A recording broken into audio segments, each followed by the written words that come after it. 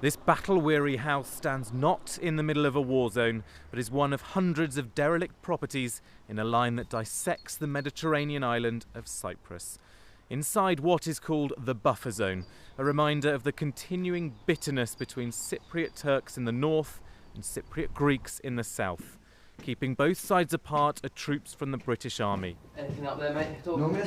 On a tour called Optosca, their mission is to keep the peace until a unifying diplomatic solution can be found. Strategically, it's very important for Cyprus and also for UK PLC. This is the largest contribution to the UN worldwide. In terms of Cyprus itself, then we are here to maintain the status quo, to allow political settlement, and our actions on here have a strategic effect from the very youngest soldier on the ground right up to the highest levels. The division on the island goes back centuries. In the 1960s, the United Nations became involved. But in 1974, tensions rose and the Turks invaded from the north. After that, the UN enforced a line right across Cyprus, separating the warring factions. For Halifax-born Corporal Sean Haggie, it's a very different tour from what he's used to. Previously, I've done obviously tours of Afghanistan, so it's a lot different tempo, obviously a lot less hostile as well. I found it quite surreal, really.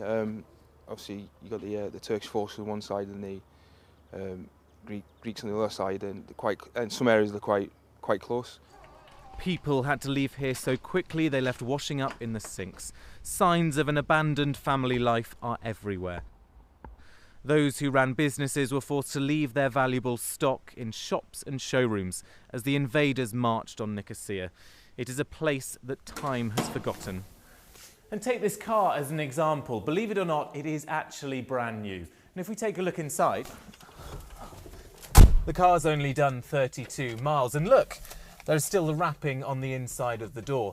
And what surprises me the most is it still smells pretty much like a new car. Since the UK government decided to reduce the size of the regular army, more reliance is being placed on reserve soldiers to help man operations. Here, the regular and reserve soldier work together. But according to one of the most senior generals, attracting new part-time soldiers is a challenge. I think what's been a struggle is getting in place our framework for delivering the growth of the reserves. And I visit, units and I see that people have only just got the right staff officer in place, just got the right, framework in place. Actually, when you get that in place, the numbers grow really, really quickly. So I'm really pleased that the numbers are growing at the sort of rate we want them to grow. There is little sign of political resolution to the problems on Cyprus, but without the UN mission keeping the two sides apart, life here could be a lot more confrontational. David Wood, ITV News, Nicosia.